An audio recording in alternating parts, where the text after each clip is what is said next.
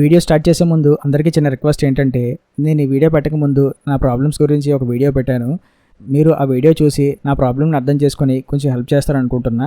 ఎవరైనా ఆ వీడియో చూడకపోతే కొంచెం వీడియో చూడండి, కొంచెం నాకు హెల్ప్ఫుల్ అవుద్ది. అండ్ ఆ వీడియో చూసి ఇప్పటివరకు నాకు హెల్ప్ చేసిన వారందరికీ కూడా చాలా థ్యాంక్స్. ఎపిసోడ్ 2లో ఏం జరిగిందో ఇవాళ వీడియోలో చూద్దాం. టైటిల్ లైస్, అబద్ధాలు. మికెల్ మిస్ అయిన 9 గంటల తర్వాత పోలీసులందరూ ఆ అడవిలో మికెల్ కోసం వెతుకుతుంటే ఎవరో ఒక వ్యక్తి వాళ్ళని గమనిస్తూ ఉంటాడు. కింద పడి చనిపోయి ఉన్న ఒక బర్డ్ని చూసి చేతిలోకి తీసుకుంటాడు. కట్ చేస్తే జోనస్ మళ్ళీ నిద్రలో నుంచి ఉలిక్కిపడి లేస్తాడు. చెవి దగ్గర ఏదో సౌండ్ వస్తుందని అదేంటో చూద్దామని చెప్పి అద్దం దగ్గరికి వెళ్ళి చూసుకుంటే చెవిలో నుంచి బ్లాక్ కలర్లో ఏదో రక్తంలాగా కారుతూ ఉంటుంది. అప్పుడే తనని ఎవరో పిలుస్తున్నట్టుగా తనకు అనిపిస్తుంది. ఎవరా అని చెప్పి వెనక్కి తిరిగి చూస్తే మళ్ళీ వాళ్ళ నానే. జోనస్ అప్పుడే మళ్ళీ నిద్రలో నుంచి ఉలిక్కిపడి లేచి కూర్చుంటాడు. ఈసారి అతని చెవిలో నుంచి ఎలాంటి రక్తం కారదు. అంటే ఇందాక వాళ్ళ నాన్న కనిపించడం జోనస్ కల అన్నమాట.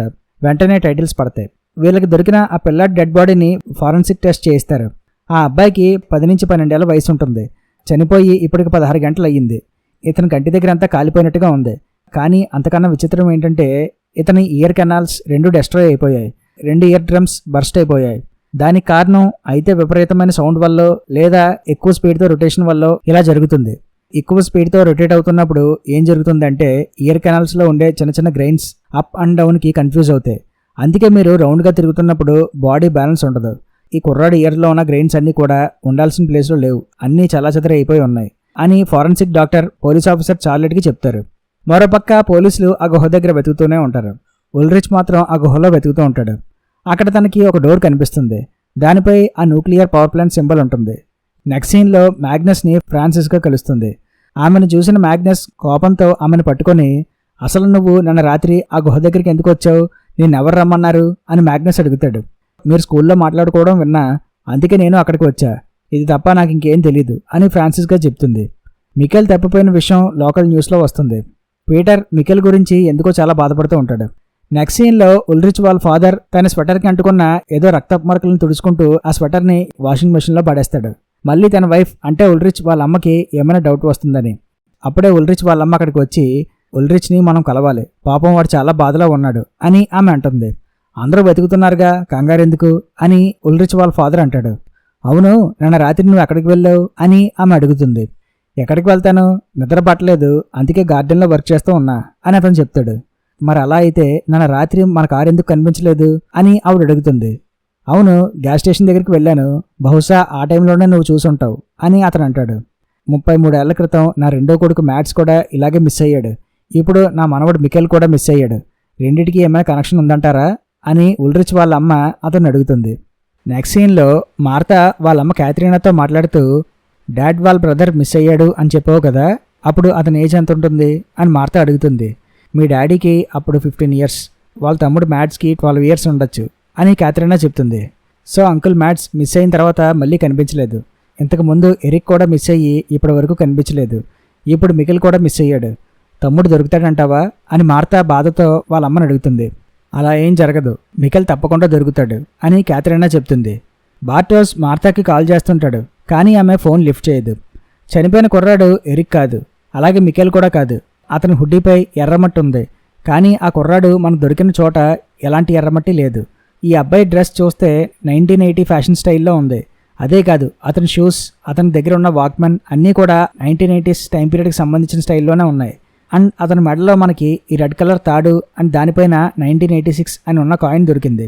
ఆ వాక్మెన్లో ఉన్న క్యాసెట్లో ఈ సాంగ్ మాత్రమే ఉంది అని పోలీస్ ఆఫీసర్ చార్లెట్ అక్కడున్న పోలీసులందరికీ చెప్తుంది. 2 పిల్లలు మిస్ అయ్యారు. ఇప్పుడు గుర్తు తెలియని ఒక పిల్లాడి డెడ్ బాడీ దొరికింది. మనం ఇంకా చాలా సీరియస్గా ఈ కేసులపై దృష్టి పెట్టాలి అని చార్లెట్ వాళ్ళందరికీ చెప్తుంది. అప్పుడే ఉల్రిచ్ అక్కడికి వచ్చి గుహలో ఉన్న ఆ డోర్ గురించి వాళ్ళకి చెప్తాడు. నాకు తెలిసి ఆ డోర్ ఓపెన్ చేస్తే ఆ న్యూక్లియర్ పవర్ ప్లాంట్కి డైరెక్ట్గా వెళ్ళొచ్చేమో. మనకి ఆ పవర్ ప్లాంట్పై సర్చ్ వారెంట్ కావాలి. మికెల్ ఆ డోర్ నుంచే వెళ్ళుంటాడు అని ఉల్రిచ్ చెప్తాడు. సర్చ్ వారెంటా? అది న్యూక్లియర్ పవర్ ప్లాంట్ పైన? అంత ఈజీ కాదు, స్ట్రాంగ్ ఎవిడెన్స్లు ఉండాలి అని చార్లెట్ చెప్తుంది. మనకు దొరికిన ఆ పిల్లాడి డెడ్ బాడీకి, మిస్ అయిన ఎరిక్ అండ్ మికెల్కి అండ్ అప్పట్లో మిస్ అయిన నా తమ్ముడు మ్యాట్స్కి వీళ్ళందరికీ సంథింగ్ ఏదో కనెక్షన్ ఉందని అనిపిస్తుంది. మ్యాట్స్ కూడా ఆ పవర్ ప్లాంట్ ఏరియా దగ్గరలోనే మిస్ అయ్యాడు. అక్కడ ఏదో జరుగుతుందని నాకు అనిపిస్తుంది అని ఉల్రిచ్ చెప్తాడు. సరే, నేను సర్చ్ వారెంట్కి రిక్వెస్ట్ చేస్తాను అని చెప్పి చార్లెట్ అంటుంది. మరోపక్క ఆ nuclear power plant director Alexander Eric వాళ్ళ ఫాదర్ జర్గన్తో మాట్లాడుతూ పోలీసులు ఎనీ టైం ఇక్కడికి రావచ్చు, కాబట్టి అవి వెంటనే ఇక్కడి నుంచి తీసేయి, ఈరోజు రాత్రికే అవి తీసేయాలి అని అలెగ్జాండర్ అంటాడు. ఈ పని నాకు కాకుండా వేరే ఇంకెవరైనా చేస్తే బాగుంటుందేమో, ఎందుకంటే పోలీసులకి నాపై కూడా అనుమానం ఉంటుంది కదా అని ఎరిక్ ఫాదర్ జర్గన్ అంటాడు. ఏంటి, నన్ను బెదిరిస్తున్నావా? నా రేంజ్ ఏంటో తెలుసుగా, నాలాంటి వాడితో పెట్టుకుంటే ఏమవుద్దో నీకు తెలుసుగా, కాబట్టి ఇవాళ రాత్రికే పని అయిపోవాలి, అర్థమైందా అని అలెగ్జాండర్ అంటాడు. నెక్స్ట్ సీన్లో ఎపిసోడ్ స్టార్టింగ్లో మనకి చూపించిన ఆ స్ట్రేంజర్ ఇప్పుడు రెజినా హోటల్కి వచ్చి రూమ్ కావాలని ఆమెను అడుగుతాడు. అతను వాళ్ళకొని చూసి రెజినా భయపడుతుంది, కానీ చాలా రోజుల తర్వాత వాళ్ళ హోటల్కి వచ్చిన ఏకైక వ్యక్తి కదా, అందుకే రూమ్ ఇచ్చేస్తుంది. నెక్స్ట్ సీన్లో జోనస్ వాళ్ళ ఇంట్లో అటకపై ఉన్న రూమ్కి వెళ్తాడు. ఆ రూమ్ అంతా వింత వింత పెయింటింగ్స్, గోడలపై ఏవో డిజైన్లు అవి ఉంటాయి. కట్ చేస్తే మికెల్ కోసం అందరూ వెతుకుతుంటారు. అందులో ఒక లేడీ మికెల్ వాళ్ళ తాతతో మాట్లాడుతూ, పాపం నీకు దేవుడు చాలా కష్టాలు ఇచ్చాడు, ముందు నీ చిన్న కొడుకు మ్యాట్స్ తప్పిపోయాడు, ఇప్పుడు నీ మనవడు మికెల్ తప్పిపోయాడు, నువ్వు బాధపడకు, పోలీసులు ఈసారి చాలా గట్టిగా నీ మనవడు కోసం వెతుకుతున్నారు, మికెల్ దొరుకుతాడులే అని ఆమె అంటుంది. ఏమో, దొరకచ్చు దొరకకపోవచ్చు, ఎవరికి తెలుసు అని అతను అంటాడు. మొత్తానికి మికెల్ తాతకి ఏదో ఒక విషయం దాస్తున్నాడని మనకు అర్థమవుతూ ఉంటుంది. నెక్స్ట్ సీన్లో ఈ గుహలో నుంచి ఇంకో వ్యక్తి బయటకు వచ్చినట్టుగా మనకు చూపిస్తారు. కట్ చేస్తే ఇక్కడ హోటల్కి వచ్చిన ఆ స్ట్రేంజర్ రూమ్లో అతను గోడపై చాలా ఫొటోస్ అండ్ డ్రాయింగ్స్ అన్నీ పిన్ చేసి పెడతాడు. అవేంటో మనకు అర్థం కావు. అతని దగ్గర ఒక బుక్ ఉంటుంది, title a journey through time, అంటే కాలంతో ప్రయాణం. అతని దగ్గర ఉన్న సూట్ కేసులో నుంచి ఒక మెషిన్ని బయటికి తీస్తాడు. మరొక పక్క ఉల్రిచ్ వాళ్ళ అమ్మ తన చిన్న కొడుకు మ్యాథ్స్ సమాధి దగ్గర మ్యాథ్స్కి ఇష్టమైన టాయ్స్ పెడుతుంది. ఆమెకి రెగ్యులర్గా అలా చేయడం అలవాటు. నెక్స్ట్ సీన్లో సెర్చ్ వారెంట్ని అలెగ్జాండర్ తన పలుకుబడితో ఆపించేశాడని, కానీ తను జడ్జి గారితో మాట్లాడుతున్నానని చార్లెట్ ఉల్రిచ్కి ఫోన్లో చెప్తుంది. ఉల్రిచ్ కోపంతో ఫోన్ పెట్టేస్తాడు. తనకు అప్పుడే హ్యానా కాల్ చేస్తూ ఉంటుంది, కానీ ఉల్రిచ్ ఆన్సర్ చేయడు. మ్యాగ్నస్, మార్తా, క్యాథరినా మికెల్ కోసం బాధపడుతూ ఉంటారు. ఇక్కడేమో జోనస్కి ఆ రూమ్లో ఒక మ్యాప్ దొరుకుతుంది. ఆ మ్యాప్ ఆ గుహకి సంబంధించింది. కట్ చేస్తే ఇక్కడ ఆ కిడ్స్ రూమ్లో ఎరిక్ని ఆ చైర్కి బంధించి అతని మీద ఏదో ప్రయోగం చేస్తున్నట్టుగా మనకు చూపిస్తారు. అదే టైంలో అక్కడ ఉన్న టీవీలో ఒక వ్యక్తి చూడడానికి సైంటిస్ట్లా ఉంటాడు. అతను టైం ట్రావెల్ గురించి ఏదో చెప్తూ ఉంటాడు. కట్ చేస్తే ఇక్కడ ఉల్రిచ్ ఆ పవర్ ప్లాంట్ దగ్గరికి వెళ్ళి గొడవ చేస్తాడు. అలెగ్జాండర్, నన్ను లోపలికి రానివ్వు, ఆ గుహలో ఏదో డోర్ ఉంది, నాకు తెలిసి అది మీ పవర్ ప్లాంట్కి సంబంధించింది అయి ఉండొచ్చు. ఆ డోర్ నుంచే నా కొడుకు మికెల్ ఈ పవర్ ప్లాంట్ లోపలికి వెళ్ళుంటాడని నా అనుమానం, కాబట్టి ఒకసారి మీ పవర్ ప్లాంట్ ఏరియా లోపల ఉన్న గుహలో వెతుకుతా, నాకు పర్మిషన్ ఇవ్వు అని ఉల్రిచ్ అలెగ్జాండర్ని అడుగుతాడు. సారీ, అది కుదరదు, అయినా అక్కడ మా వాళ్ళు 24 hours డ్యూటీ చేస్తూనే ఉంటారు, వాళ్ళకి తెలియకుండా ఎవరూ అటు సైడ్ వెళ్ళలేరు, కాబట్టి మికెల్ అక్కడ ఉండే ఛాన్స్ ఉండదు అని అలెగ్జాండర్ చెప్తాడు. దాంతో ఉల్రిచ్కి కోపం వచ్చి అతన్ని తిడతాడు. నెక్స్ట్ సీన్లో బార్టోస్ ఎరిక్ సరుకు తీసుకుంటాడు కదా, ఆ సరుకుతో పాటు ఒక ఫోన్ కూడా ఉంటుంది. ఆ ఫోన్ ఓపెన్ చేయాలంటే పాస్వర్డ్ ఉంటుంది. 3 attempts మాత్రమే ఉంటాయి. బార్టోస్ ఏదో పాస్వర్డ్ టైప్ చేస్తాడు, కానీ ఓపెన్ అవ్వదు. ఇంకా 2 attempts ఉంటాయి. నెక్స్ట్ సీన్లో హ్యానా ఉల్రిచ్ని కలవడానికి పోలీస్ స్టేషన్కి వెళ్తుంది. ఆమెను అక్కడ చూసి ఉల్రిచ్ షాక్ అయ్యి, నువ్వెందుకు వచ్చావు ఇక్కడికి అని ఆమెను అడుగుతాడు. నువ్వు ఎలా ఉన్నావో చూడడానికి వచ్చా అని ఆమె చెప్తుంది. మనం తర్వాత కలుద్దాం, ఇప్పుడు నాకు చాలా పనులు ఉన్నాయి అని చెప్పి ఉల్రిచ్ వెళ్ళిపోతాడు. జోనస్ తనకి దొరికిన మ్యాప్ని అబ్జర్వ్ చేస్తాడు. అందులో వేర్ ఇస్ ద క్రాసింగ్ అని ఒక చోట ఉండడం గమనిస్తాడు. మరొక పక్క చనిపోయిన ఆ కుర్రాడి మెడలో ఉన్న ఆ 1986 కాయిన్ని గమనిస్తాడు ఉల్రిచ్. అదే టైంలో ఆ పవర్ ప్లాంట్ ఏరియాలో ఒక వ్యాన్కి సంబంధించిన టైర్ ట్రాక్స్ ఉన్నాయని ఉల్రిచ్కి తెలుస్తుంది. వ్యాన్ అంటే ఎరిక్ ఫాదర్ జర్గెన్కి వ్యాన్ ఉంది కదా అని చెప్పి జర్గెన్ గురించి తెలుసుకుని అతని గురించి ఎంక్వైరీ చేస్తాడు. ఎరిక్ మిస్ అయిన టైంలో జర్గెన్ ఆ పవర్ ప్లాంట్లో వర్క్ చేస్తున్నాడని ఫైల్స్లో ఉంది కదా, అంటే అతనికి ఆ పవర్ ప్లాంట్ లోపలికి వెళ్ళే యాక్సెస్ ఉంది. లాస్ట్ నైట్ జర్గెన్ ఎక్కడ ఉన్నాడు అని ఒక పోలీస్ ఆఫీసర్ని అడుగుతాడు ఉల్రిచ్. ఏమో, మేము అతన్ని ఎంక్వైరీ చేయలేదు అని ఆమె చెప్తుంది. ఉల్రిచ్ వెంటనే ఆ జర్గెన్ ఉండే గౌడన్స్ దగ్గరికి వెళ్తాడు. అక్కడ అంతా అబ్జర్వ్ చేస్తుండగా అక్కడ తనకి ఒక వ్యాన్ కనిపిస్తుంది. అది చెక్ చేసిన తర్వాత అక్కడ క్లోజ్ చేసి ఉన్న ఒక రూమ్ డోర్ని ఓపెన్ చేసి లోపలికి వెళ్తాడు. అక్కడికి ఎవరో వచ్చారని జర్గెన్కి తెలిసి గన్ తీసుకొని అటు సైడ్ వస్తాడు. ఉల్రిచ్కి ఆ రూమ్లో కింద అండర్ గ్రౌండ్లో దాచుంచిన ఒక పెద్ద ప్యాకెట్ని బయటికి తీస్తాడు. అది అక్కడే పడే, లేదంటే షూట్ చేస్తా అని జర్గెన్ అంటాడు. ఉల్రిచ్ ఆ ప్యాకెట్ని ఓపెన్ చేస్తే అందులో డ్రగ్స్ ఉంటాయి. ఏంట్రా ఇది, ఇదేనా నువ్వు చేస్తుంది అని ఉల్రిచ్ అడుగుతాడు. అవును, ఎరిక్ నేను కలిసే ఈ డ్రగ్స్ అమ్ముతుంటాం, కొన్ని స్కూల్లో కూడా అమ్మాం అని జర్గెన్ చెప్తాడు.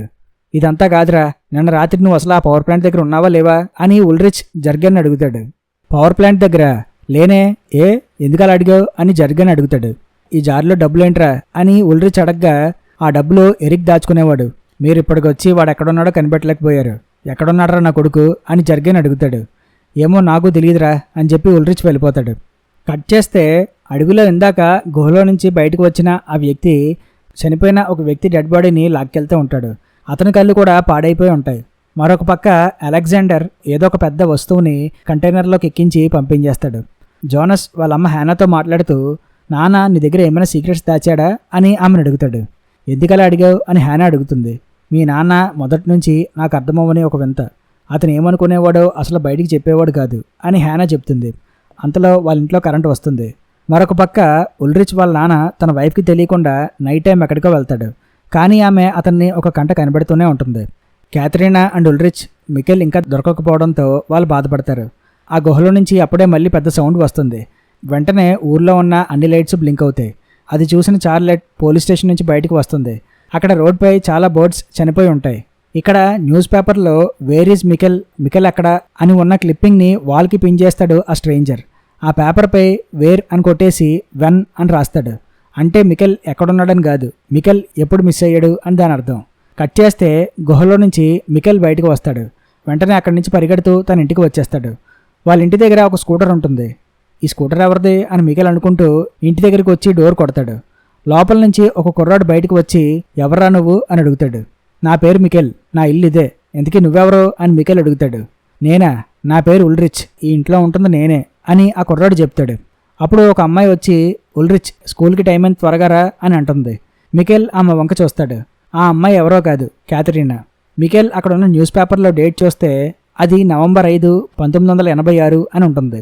అంటే మికెల్ టైం ట్రావెల్ చేసి 1986 టైం పీరియడ్కి వచ్చాడనమాట. ఆ టైంలో తన father Ulrich and mother Catherine స్కూల్కి వెళ్ళే ఏజ్లో ఉంటారు. ఇదంతా చూసి మికెల్ షాక్ అవుతాడు. అక్కడతో ఎపిసోడ్ 2 ఎండ్ అవుతుంది.